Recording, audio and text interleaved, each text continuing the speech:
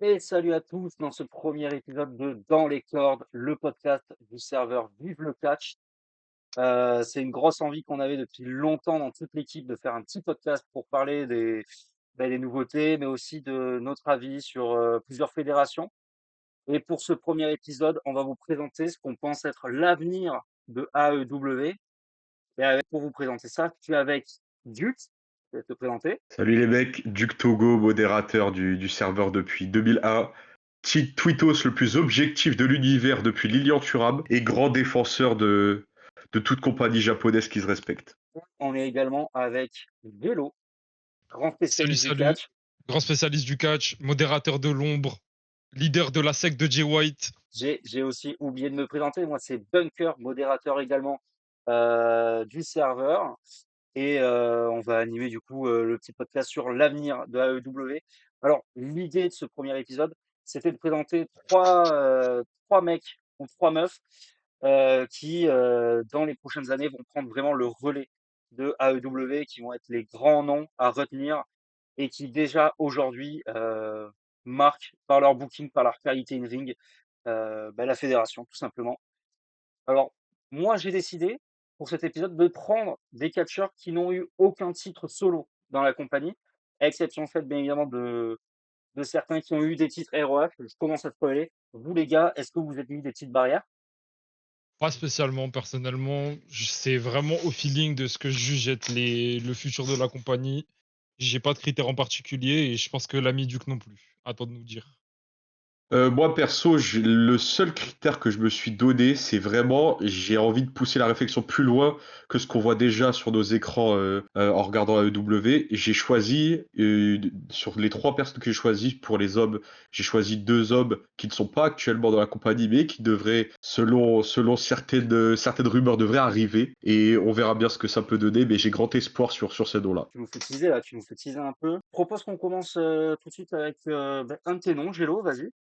Ok, bon, on va commencer par le plus évident et je pense que ça sera en vrai de vrai, le nom qui reviendra le plus. On va parler évidemment de la protostar Kyle Fletcher.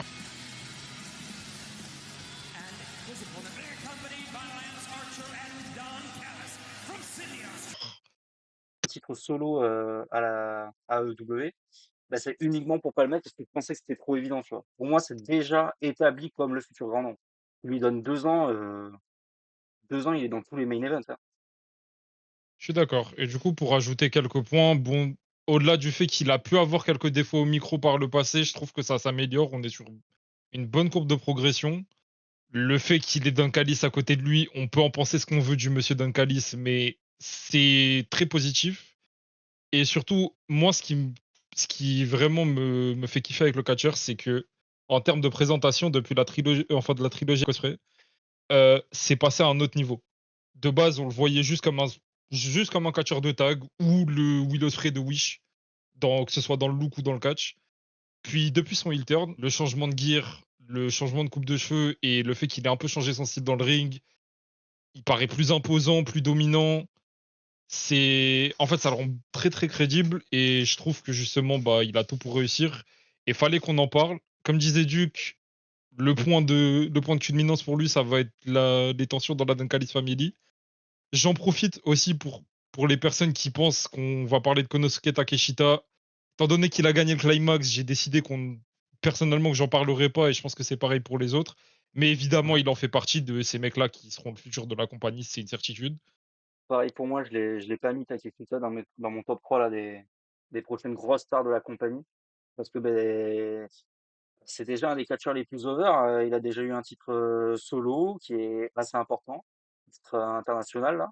Il le Le perd pas G1 contre à n'importe côté, qui en plus. ouais, Mm. il est dans trois compagnies majeures actuellement. Non, ça va. Pour moi, il est déjà établi comme un des gros noms du catch à l'heure actuelle, quoi.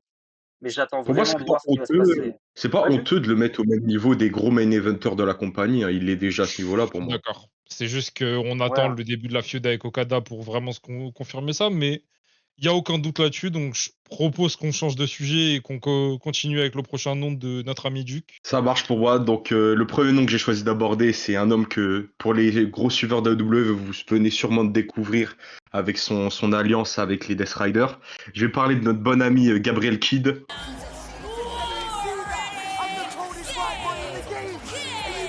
Actuellement membre du Bullet Club War Dogs de David Finlay, actuel champion global après un immense match contre Yota Tsuji. Vraiment, allez le voir, je le conseille fortement ce match. Et que dire, c'est un catcheur absolument exceptionnel au micro, un style très bagarreur qui nous rappelle beaucoup Eddie Kingston, il nous manque bordel. Et je pense honnêtement que ça peut être une grosse top star s'il est bien booké, si on lui donne des bonnes rivalités pour que le public rentre dans le délire, parce que c'est pas entraînant avec les Death Riders comme il le fait maintenant, qui va avoir l'impact que je vois en lui. Et donc pour moi, il faudrait que quand il arrive, parce que pour moi c'est le plus proche dans les noms que j'ai choisis, qui devrait arriver, parce qu'en soi il n'a pas actuellement de contrat avec la compagnie.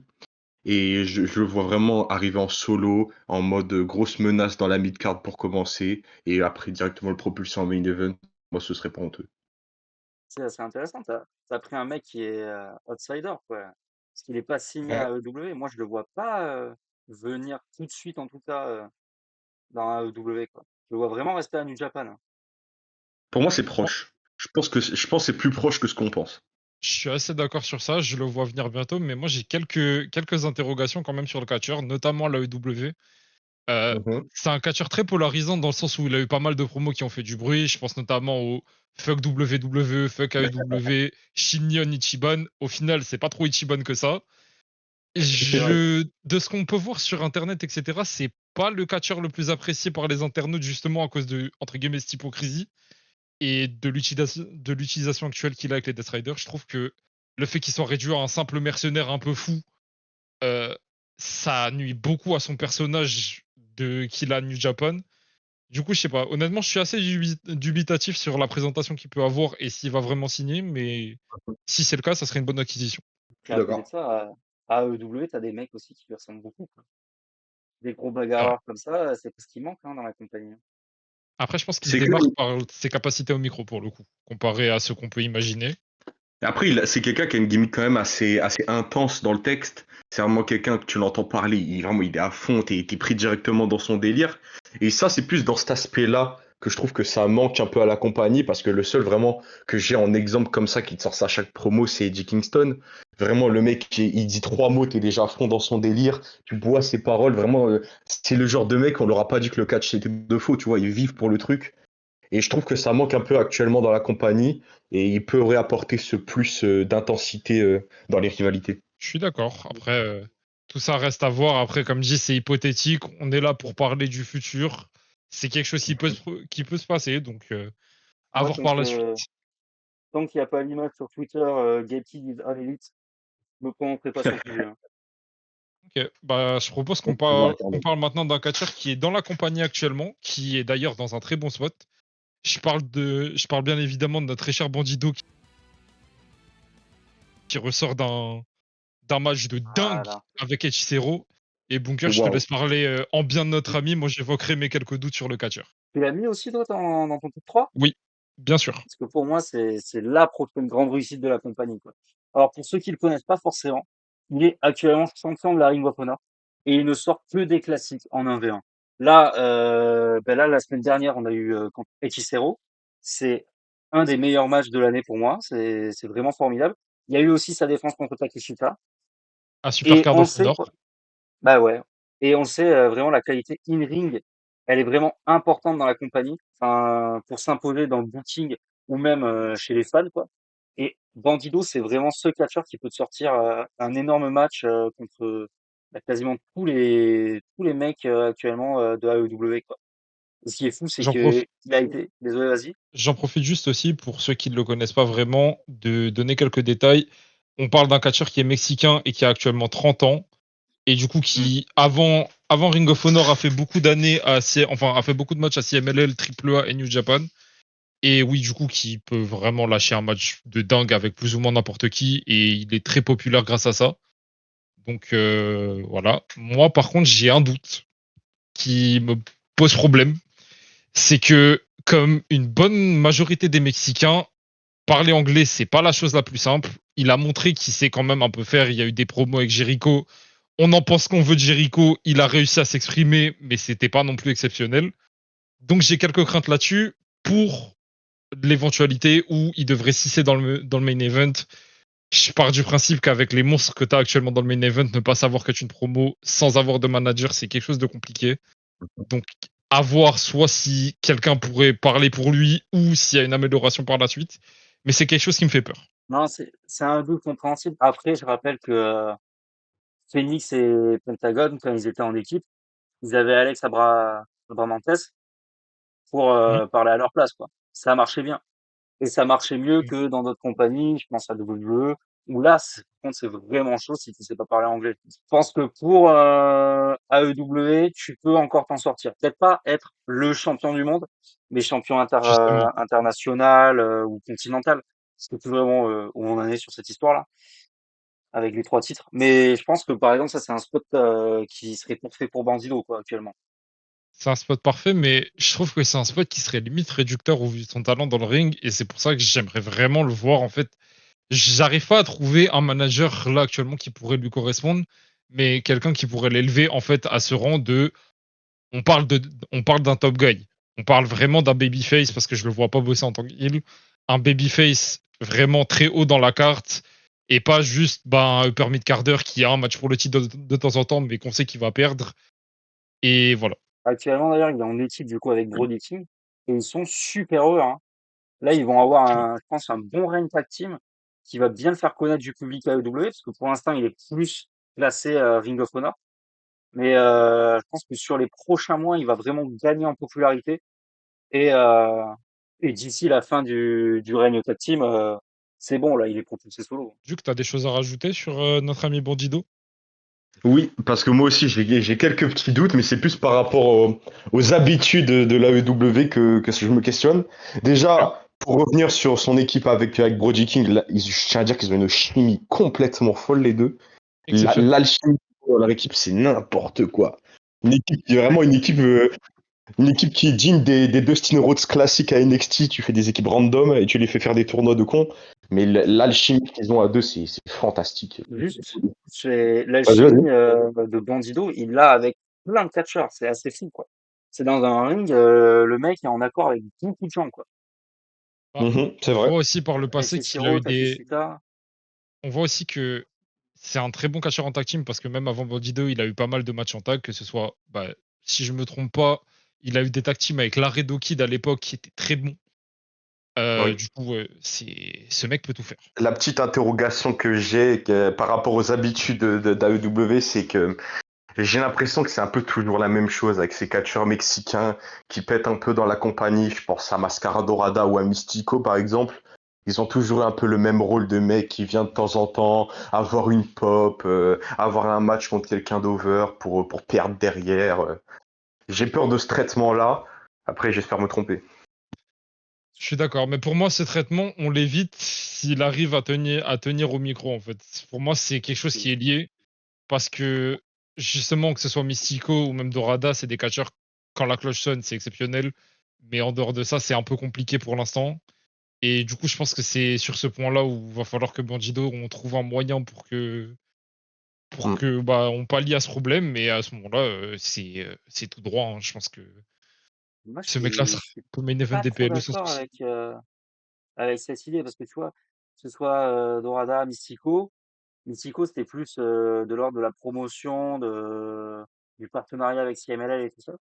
Même si on doit partir sur Hologramme ou Vive Mortos, je suis assez d'accord que les mecs, ils ont eu un petit push parce qu'ils étaient over et mexicains et un style assez différent. Bandido, pour moi, c'est totalement, c'est pas la même chose, quoi. Bandido, c'est un mec, il est venu, il a eu une petite rivalité avec Jericho dans la télé, pour promouvoir un peu Ring of Honor. Là, ils l'ont mis en équipe avec Brody King, parce qu'ils avaient pas de programme les 2 et ils lui ont fait gagner quand même le titre tag team. Ça, c'est pas rien. Il y en a pas eu d'autres, de Je suis d'accord. Mexicains en dehors Mais des Lucha Brothers qui ont gagné un vrai titre, quoi. je suis d'accord, mais en fait, pour moi, le problème, on parle quand on parle de future star, on parle pas forcément que d'un upper mid-carder ou d'un mid-carder. Je Moi, en fait, mon doute, c'est AEW n'a pour l'instant, si je me trompe pas fait gagner de Mexicains ou de personnes pas spécialement douées en promo le titre mondial. Ce qui se reçoit en plus comme idée, mais c'est justement pour ça que moi j'ai du mal à me dire là actuellement sans une amélioration ou sans quelqu'un pour l'accompagner, j'ai du mal à me dire il est futur champion AEW comme beaucoup de gens le pensent. Je suis d'accord. Ça, je peux entendre. Après, je rappelle que le mec, il a vu 30 ans En effet, pour, pour faire une comparaison. Kenny Omega, quand il pète vraiment avec son match contre Okada, le premier, il a 34 ans. Là, ça lui laisse le temps quand même déjà d'apprendre l'anglais, de s'améliorer. Ça veut dire qu'il y a quand même aussi une courbe de progression derrière. Et à c'est bon. côté de ça, je pense que AEW, ils ont vraiment envie de prolonger un partenariat avec CMLL, avec New Jap, avec plein d'autres compagnies, vu ce qui est en train de se passer aussi en face à la WWE et les liens qu'il y a avec TNA, avec la NOAH, avec RAA, avec AAA plutôt. Donc je pense que Bandido, ça va être un de leurs gros projets. Je pense que d'ici 2 ans, le mec a de quoi enfin, s'améliorer en anglais et tout ça, et vraiment approcher le main event réellement, quoi. Là, moi, je disais, dans 6 mois, il peut totalement affronter un Okada ou un Omega pour le titre continental, truc comme ça. Dans C'est bon. 2 ans, moi, je le vois vraiment dans le main event, avec Déjà, Taker. ça ferait sens que cette année, il fasse le Continental Classic. Je pense que vraiment un... c'est vraiment une évidence. Et puis, de toute Mm. façon, là, il a des problèmes avec la Dunkalis Family, donc le match avec Okada peut se faire. Il a battu Takeshita, il a battu Hechicero. On se dirige probablement vers Josh Alexander aussi par la suite. Donc, Ça va être bien. ça va être très Ça très bien pourra même. jouer, hein. Donc, voilà. Et je pense qu'on a plus ou moins tout dit sur Bandido. Donc, je propose, Ouais. si personne n'a rien d'autre à ajouter, qu'on passe au prochain pic de Duke. Ouais, bah ça marche pour moi. Donc, on va enchaîner encore sur le pic. Celui-là, il est assez paradoxal parce que c'est compliqué de le voir débarquer. Mais s'il débarque, je suis sûr à 100% que ce sera main eventer direct. Parce que vraiment, ce mec a trop de talent. Je parle bien évidemment de l'actuel leader du Bullet Club, le grand David Finlay,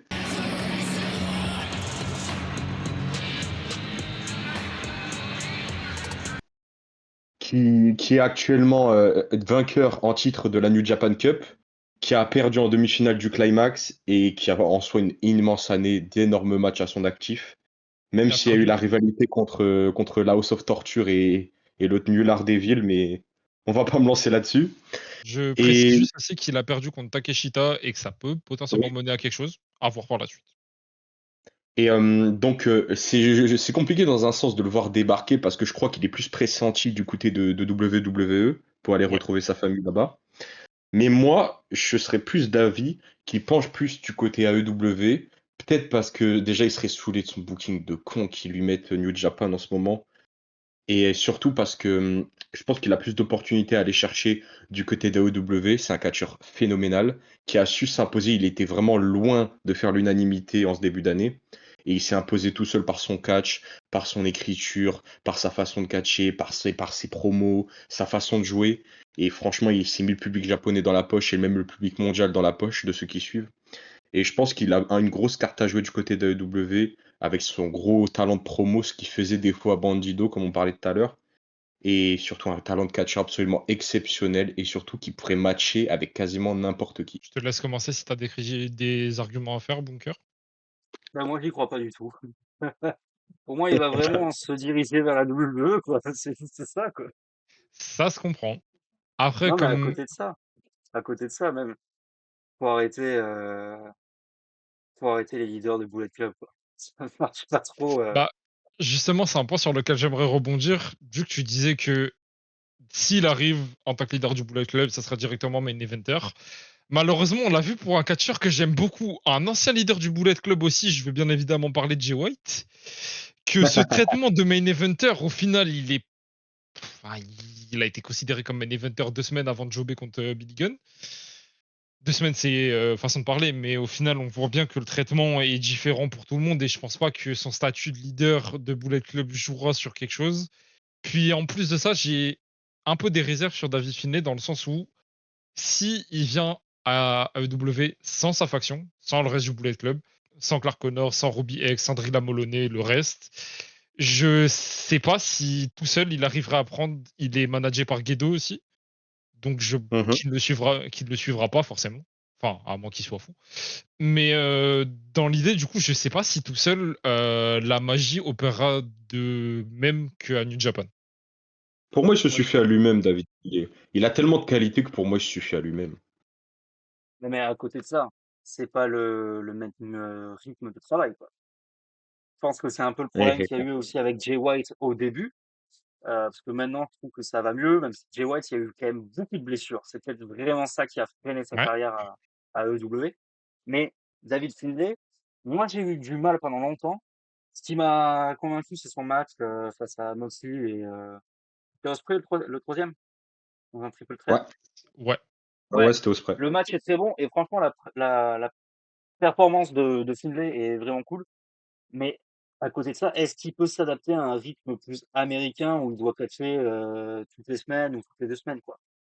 En soi, il a l'habitude des gros rythmes. New Japan, c'était malade des fois. Vraiment, avant les gros shows, ça te fait catcher tous les jours. T'as 3 matchs par soirée. Des fois, ils sont malades, New Japan, à ce niveau-là. Et on aurait fait ce podcast avant que Jay White il arrive, il aurait été dans ma liste aussi, hein. Pour moi, Jay White, c'est une grosse incompréhension qu'il n'ait pas été main eventer avant sa dernière blessure. Mais bon, c'est le booking, c'est comme ça. Peut-être qu'il aura sa chance quand il reviendra. Ah, on Mais pour moi, espère. David Finlay, il a toutes les qualités qu'il faut pour réussir. Il arrive, pour moi, tu lui donnes une bonne rivalité pour le présenter aux gens, que les gens le connaissent un peu, parce qu'à mon avis, il n'y a pas grand monde qui le connaît, vu que lui, il fait pas de passage là-bas. Et je te jure que moi, ça peut être main eventer direct. Il a beaucoup trop de qualité pour périmer en mid-card ou dans des rivalités de cons avec je sais pas, avec les Fiscu ou avec, je sais pas, il y a Ricochet. qui est nul. Voilà, avec Ricochet, avec Speedball Mike Bailey, je sais rien. Pour moi, c'est main eventer direct. Ok. Bah écoute, on verra ça à l'avenir. Et je propose du coup, si Ouais. personne n'a rien d'autre à ajouter, qu'on laisse Bunker nous présenter son prochain pick. OK, ça Ouais. marche. Alors mon deuxième pick, c'est Brody King.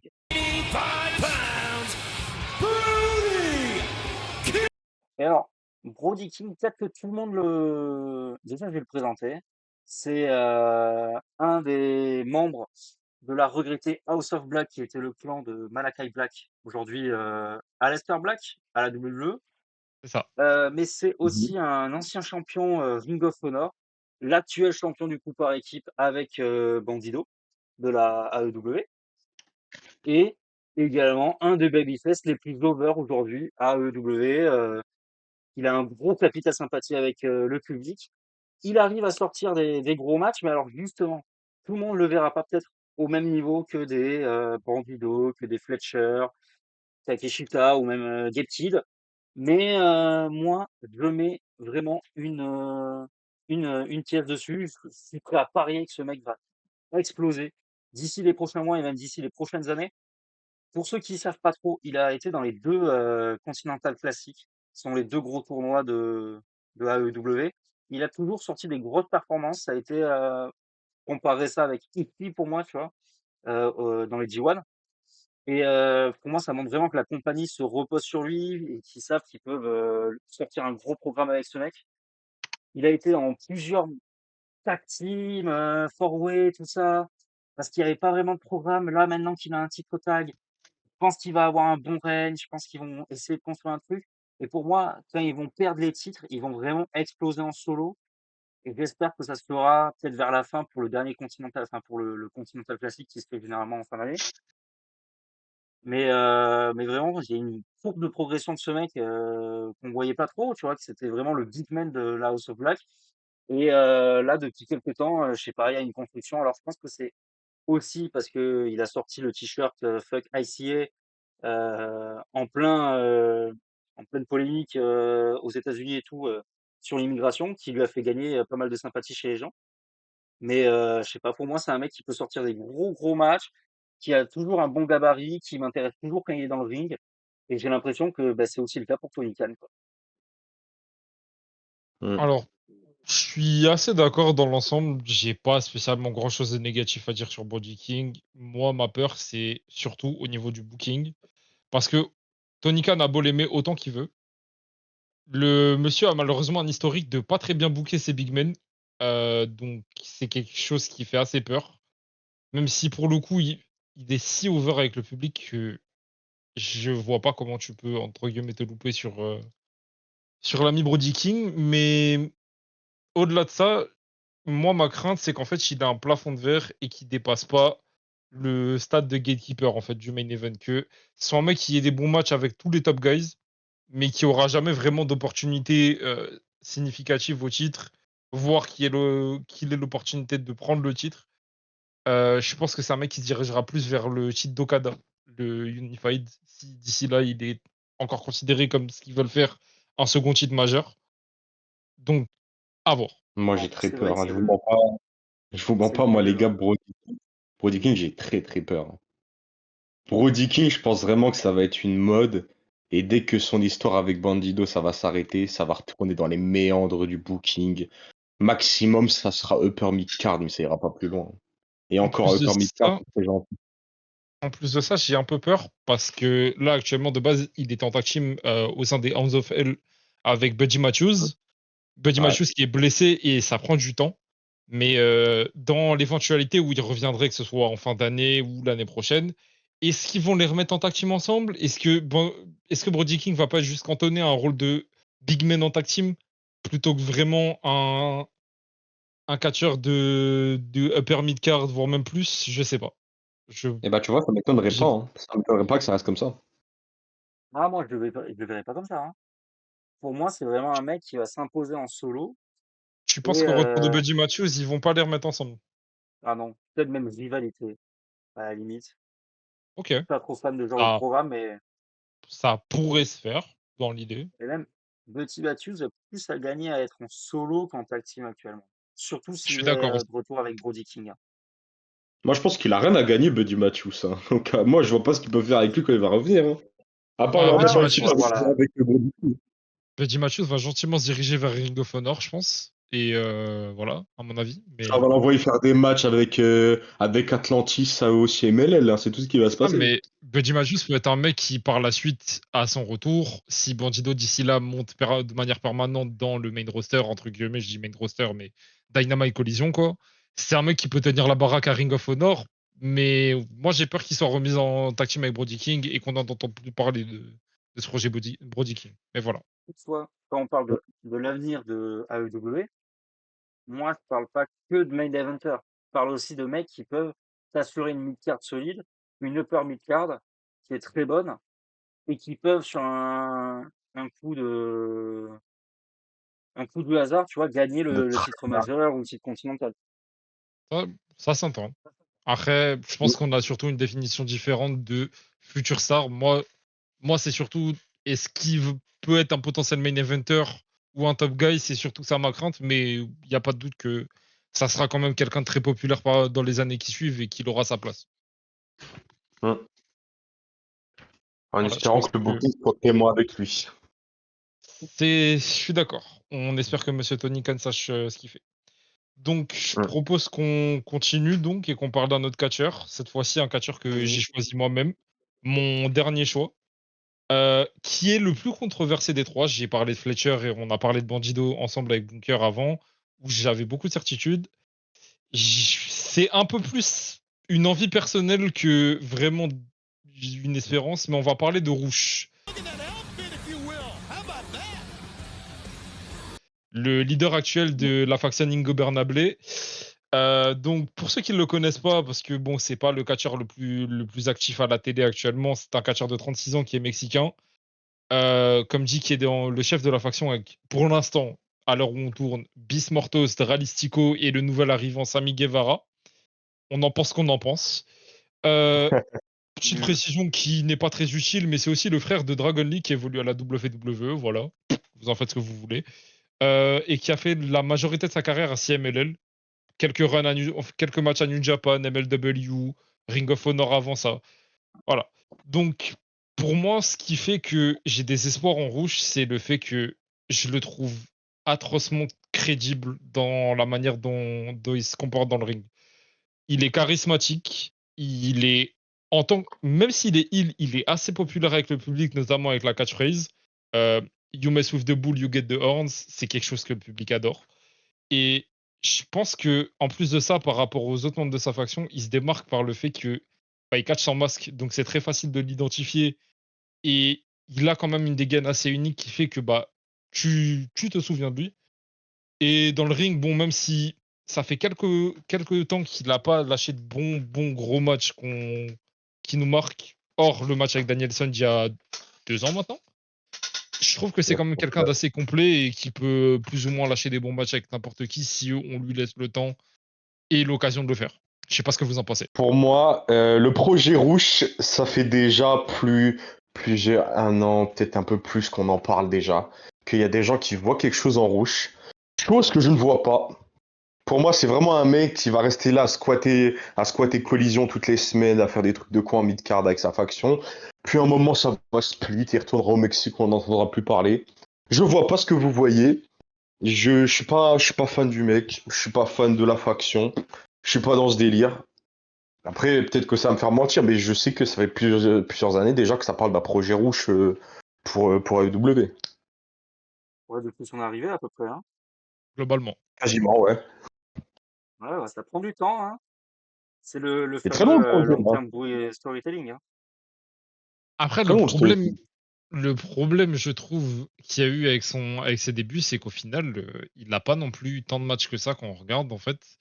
Et il a C'est vrai. très vite été mis au second plan. Et je pense que c'est un catcheur où tu as besoin, en fait, de. C'est un argument qui fait que c'est moins probable que les autres aussi.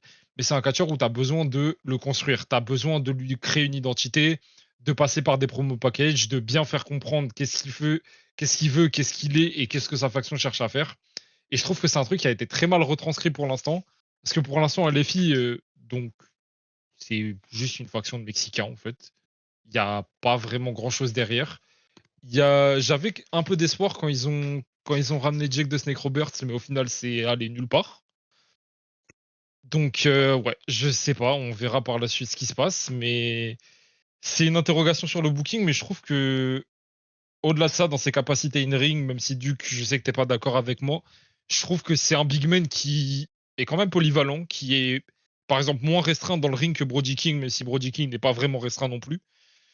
Mais, ouais, je sais pas. Pour moi, Attention, c'est un projet qui pourrait marcher, mais je dis pas que c'est un mauvais catcheur, hein, loin de là, hein. Je dis juste que son catch me parle pas. Il me parle pas. Et genre, il m'inspire rien quand je le regarde. Pareil, tu en as parlé, Gélo, hein, mais LFI, la faction oh la vache, ingobernable. Ingobernable, ouais, voilà, Ouais.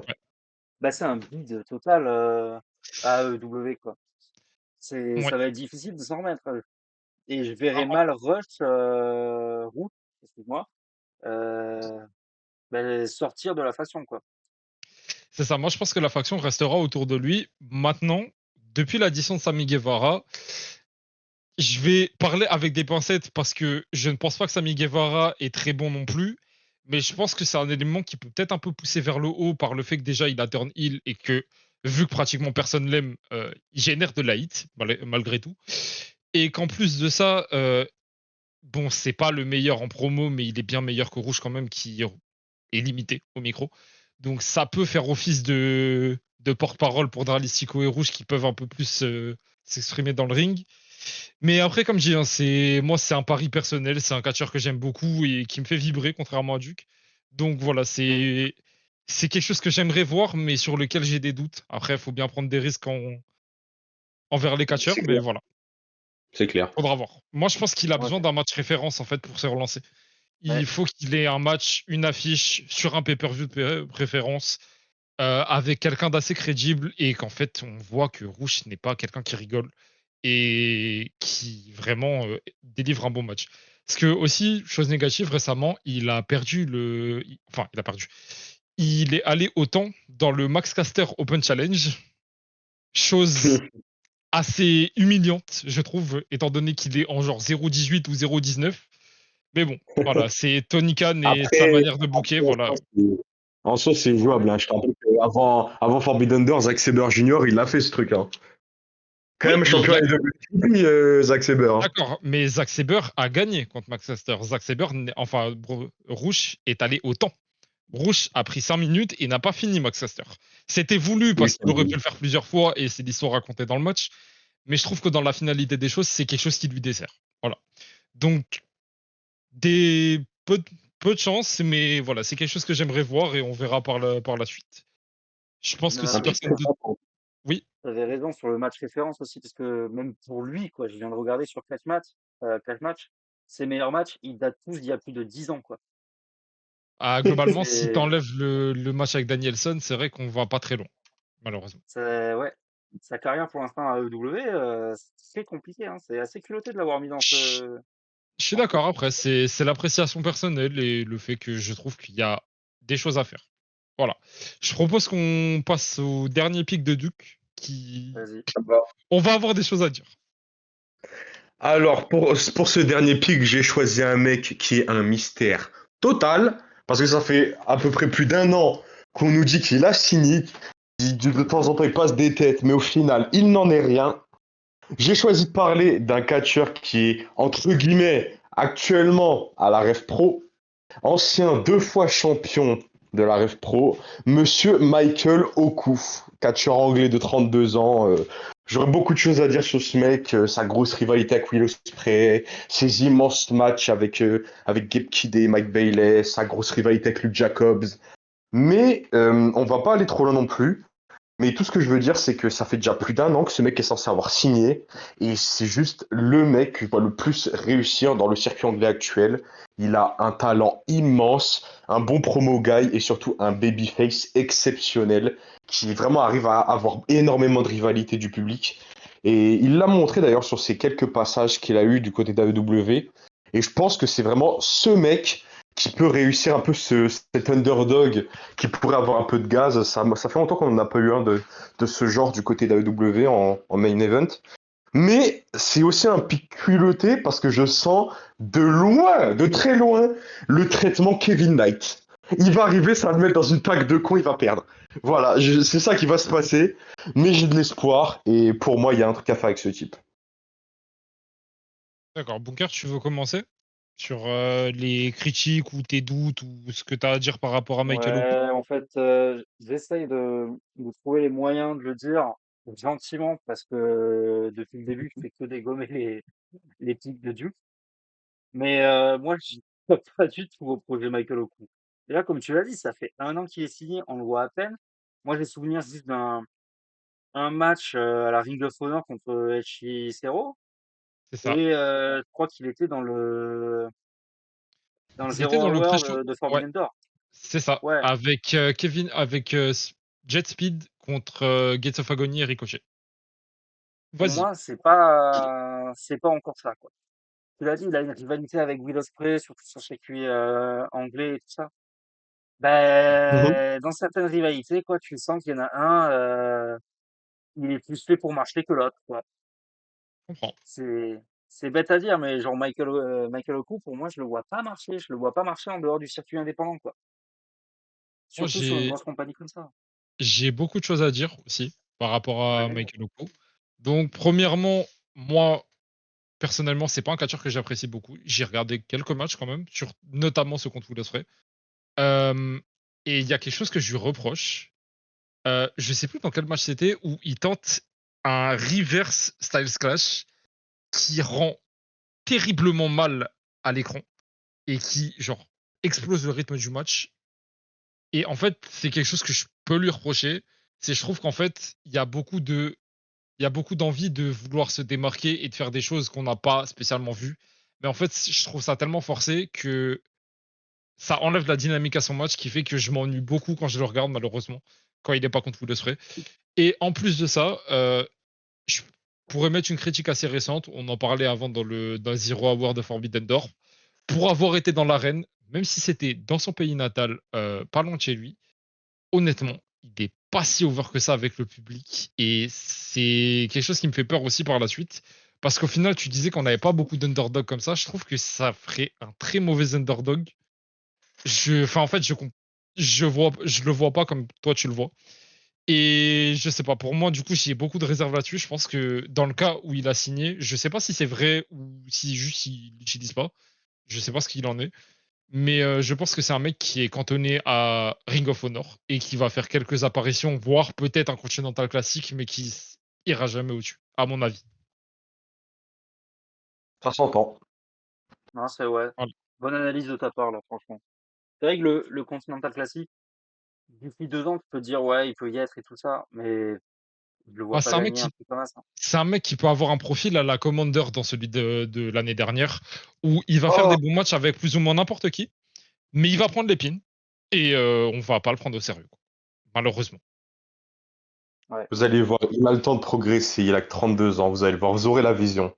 Moi, C'est ça un me peu. dérangerait pas que tu aies raison, mais malheureusement, pour l'instant, je suis dubitatif. Et en parlant Pardon. d'être dubitatif, si tu pouvais, On va prendre mon Bunker, nous pouce. parler de ton dernier pic, histoire qu'on rigole un peu. Ah, bah alors là, préparez-vous à rire. Parce que moi, comme dernier pick pour l'avenir de AEW, j'ai décidé de te parler de Wheeler Utah. Alors, Applaudissements dans ah, les bureaux. alors vous pouvez applaudir parce que c'est un super catcheur. Alors, Mhm. j'avais pas prévu de le présenter puisque tout le monde le connaît, hein, Clairement. bah, fils spirituel de Danielson, John Moxley et puis Kobashi un peu, hein. Oui, Euh, oui. Vite fait, hein. oui, bon, je Vite fait. dois, j'arrête de doser, j'arrête. Non, c'est un gros projet depuis des années de AEW, ça se sent. Moi, je rappelle que à la création du Blackpool Combat Club, qui était le premier clan entre John Moxley et Danielson, bah, Danielson commence déjà à parler de lui, quoi. Enfin, quand ils font une promo entre les deux et tout ça, où Danielson lui dit, on pourrait prendre sous notre aile des Daniel Garcia, des Wheeler Yuta. Je crois qu'il parle aussi de Lee Moriarty. Et ben, de toute Ouais. cette team, il y en a qu'un seul qui est vraiment à retenir. Il y en a qu'un seul qui a vraiment marché. Il y en a qu'un seul qui a eu un programme. C'est Wheeler Yuta. Moi, je pense que Tony Khan a eu une idée de faire une construction de Wheeler Yuta et de Daniel Versa et qu'il a oublié ce programme-là et qu'il s'est juste concentré sur Wheeler Yuta et qu'il le voit comme vraiment le futur de la compagnie, de ce que ça pourrait être d'ici 10 ans, hein. Attention, hein, je parle pas d'ici 2 ans parce que vraiment, faut pas déconner. Mais dans 10 ans, on verra encore Wheeler Yuta à AEW. Pour ceux qui savent pas trop, il a sorti de très bons matchs, surtout quand il était vraiment rookie dans la compagnie. Il y a eu les matchs contre Danielson, il y a eu les matchs contre Moxley. Notamment Euh, celui à Rampage. ouais, par exemple, merci. Putain, t'as une très bonne mémoire, hein. J'ai En vu ce le match moment, récemment. ah, c'est pour ça. Putain, tu t'es remis dans le bain, quoi. Donc, Juste en pour ce le moment, critiquer. On fait ses recherches. c'est vraiment ce Eric. Non, Nous du sommes des coup, éditeurs professionnels ici. en Exactement. ce moment, il est dans le Death Rider, le clan de John Moxley, qui a dominé pendant toute une année. Alors, il a Ah, grâce à beaucoup lui. servi à prendre le pin, hein, attention. Mais c'est normal en même temps, c'est le plus jeune. Et il a eu quand même quelques victoires à certains moments où on aurait pu penser qu'il était là pour prendre le pin contre les adversaires. Et avec le retour d'un Garcia qui va se montrer visiblement plus important, en tout cas vu ce qu'on nous montre dans ces dernières semaines, et qui va certainement retrouver son fighting spirit pour s'opposer à John Moxley, et certainement du coup un retour de la rivalité entre Daniel Garcia et Wheeler Yuta. Moi, je parie que les deux vont devenir de plus en plus importants, et je suis prêt à parier quoi, que Yuta, vraiment, ça va devenir ce catcheur auquel on pense quand on pense à AEW, tu vois. Peut-être pas la première tête d'affiche, mais un peu le Jericho pour la WWE en 2009. Oui, Ok. tu vas me dire, il faut que j'arrête et que je Hmm, dose un peu mes paroles, mais dis ce qui te passe par la tête. je pense vraiment que ce mec sera W, tu vois. Ok. Duke, est-ce que tu veux commencer à émettre tes critiques ou je commence tout de suite à flinguer le catcheur? Je rappelle juste un Franchement, truc avant. j'ai pas énormément de choses à dire, donc je vais y aller en premier. Après, je te laisserai Je t'en balancer prie. ton feu. Je Mais rappelle juste un pour petit moi, truc. il y a bien. Vas-y, vas-y. À AEW, il a 56% de victoire, Ring of Honor 70. Sur toute la carrière, hein. Ok. Oui, bah, Bon booking. oui, Sympa. bah, c'est bien pour la Ring of Honor. Si ça lui fait plaisir, il ira catcher là-bas. Mais plus sérieusement, pour moi, c'est vraiment le bot, hein. C'est vraiment un bot. C'est le mec dont tout le monde se fout dans les Death Riders. C'est le mec qui a le moins de gaz dans le clan. C'est le mec qui ressemble à un SDF. Ça fait des blagues sur le fait qu'il ressemble à un SDF. Et vraiment, il avait ce gaz avant. Pour moi, j'y croyais. Avant l'histoire des Death Riders, tout ça, la création du Blackpool Combat Club et tout, j'y croyais de fou. Je pensais vraiment qu'il allait avoir un truc avec, que ce clan allait servir à le propulser plus haut. Mais les Death Riders lui ont tout pris. Son flow, son catch, ses histoires, tout. Ils lui ont tout pris. Pour moi, il n'y a plus rien à sauver avec ce mec. Ça finit dans les coupures budgétaires ou ça le renvoie chez New Japan. Enfin, Ok. Bon. Moi, je En tout pars du cas, principe que je te trouve un peu dur sur le fait qu'à mon avis, il va rester parce que c'est un bon soldat. Ça, faut lui donner. Il est avec AEW depuis un moment. Mon problème avec Wheeler Yuta, c'est que je trouve qu'il dégage rien. C'est Il a généré un peu de hits, malheureusement, c'est toujours dans des publics où il est chez lui, en fait. Je trouve que c'est le membre le moins intéressant des Death Riders et de loin, alors que il y a des membres comme Marina Shafir qui, malheureusement, ne prennent pas comme on l'aurait espéré au début. Et pourtant, je trouve qu'il est abyssalement bas en termes de crédibilité. Je sais pas, en fait, si je trouve qu'il n'y a pas grand chose qui se dégage de lui, et malheureusement, ce projet de rivalité et d'opposition en carrière avec Daniel Garcia, ça prendra pas, à mon sens, parce que je vais pas m'éterniser sur Daniel Garcia non plus, parce que vous savez tous les deux ce que j'en pense. C'est pas non plus un catcheur qui, je pense, ira très loin dans la compagnie, malheureusement. On a mal choisi les petits jeunes à mettre en avant. Je pense que Lee Moriarty aurait été un meilleur choix. Voilà. Mais bon, Alors maintenant, voilà, ce qui est fait est fait. Mais bon, du coup, pour moi, c'est un mec qui va continuer à être un jobber. Peut-être un mid-quart d'heure, grand max, quelques règnes, ou potentiellement un jobber, enfin un jobber, un main eventer à Ring of Honor. Mais je pense qu'il atteindra jamais les sommets de cette compagnie, que ce soit dans 2 ans ou dans 10, comme tu disais. Euh, Parce que, en fait, c'est sympa, je veux dire, il est mentoré par Daniel Bryan et John Moxley, c'est cool. Il doit sûrement avoir beaucoup de soutien en backstage. Il est pas mauvais dans le ring, ça on peut pas lui enlever. Il est même plutôt bon. Mais le problème, c'est que globalement, du ring, bah, on se fait chier. Je- Le truc le plus intéressant que je trouve avec Wheeler Yuta, c'est entre guillemets le rapport qu'il a avec Chris Statlander et le fait qu'il essaye de l'influencer dans les Death Riders. Ce qui en dit long parce que je suis pas spécialement fan de la décision non plus, mais c'est pour moi le truc notoire de Wheeler Yuta et clairement pas l'opposition avec Daniel Garcia. Voilà. Mm. Faut quand même rappeler que le seul gros moment que Wheeler Yuta a eu depuis le début des Death Riders, c'est le moment où il turn sur Danielson. Depuis, il n'y a pas un moment point pop, rien. Et en plus de ça, ils ont utilisé pendant un moment le turn de Wheeler Yuta sur Moxley qui n'est pas arrivé. Et Mm. je sais pas ça, quoi je en suis penser assez parce qu'au d'accord. final, je suis pas certain qu'il serait meilleur en tant que face en fait. J'ai Mais des doutes. hum, Je sais pas. Mais peut-être s'il n'y avait pas les Death Riders, on n'aurait pas eu la même conversation sur lui, hein. Pour moi, vraiment, la descente aux enfers, elle se fait depuis qu'il a rejoint les Death Riders, hein. Peut-être qu'avant, on n'en aurait pas parlé comme ça, parce qu'avant, moi, je trouvais vraiment qu'il avait un truc. Il avait du gaz, il était bon dans le ring, le public jouait le jeu, popait pour lui. Moi, je pensais qu'il y avait un truc avant. Mais depuis les Death je suis Riders, il n'y a plus d'accord, hein. rien. Je suis d'accord, ça lui a fait du mal, hein. Pourtant, je suis un gros fan aussi de tout ce qui a été fait avec Death Rider. Je les défends souvent, mais c'est vrai que celui qui a le plus perdu, en dehors de Pac qui s'est blessé assez rapidement, bah, c'est Wheeler Yuta, quoi. Mais moi, je reste persuadé qu'on peut nous raconter une belle histoire sur son émancipation des Death Riders, sur sa construction solo. Je rappelle qu'il est assez jeune, hein, et moi, l'idée de voir un jeune se construire et tout ça, et atteindre ensuite le main event, ça me plaît beaucoup. Bah écoute, c'est Peu quelque chose qu'on d'espoir, verra mais et on verra si ouais. on a raison ou si tu vas nous donner tort. Et voilà, je pense qu'on a plus ou moins fait le tour. On a évoqué un peu tous les noms. Euh, Mhm. donc je propose qu'on arrive vers la conclusion de cela. Pour ceux qui sont encore là et qui nous ont écoutés jusqu'au bout, merci pour tout et n'hésitez pas à dire dans les commentaires les catcheurs que vous pensez seront le futur de la compagnie à l'avenir. Et on se retrouve donc prochainement pour la deuxième partie de la vidéo, enfin du podcast, qui sera sur les futures stars de la l'AEW, mais féminines cette fois. On a dû couper parce que ça allait être un peu long sinon. Et voilà. Je n'ai plus rien d'autre à dire. À toi de voir, Bunker, si tu veux Non, ouais, ouais. clôturer. N'hésitez pas à nous dire grandes stars, ceux que vous voyez comme les prochaines grandes stars de AEW. Et puis on reviendra pour le deuxième podcast et pour plein d'autres encore. Voilà. Abonnez-vous, n'hésitez pas à partager si vous avez kiffé. Et voilà. Vous pouvez nous retrouver sur TikTok, sur Twitter, un peu partout. Et voilà. Merci pour tout.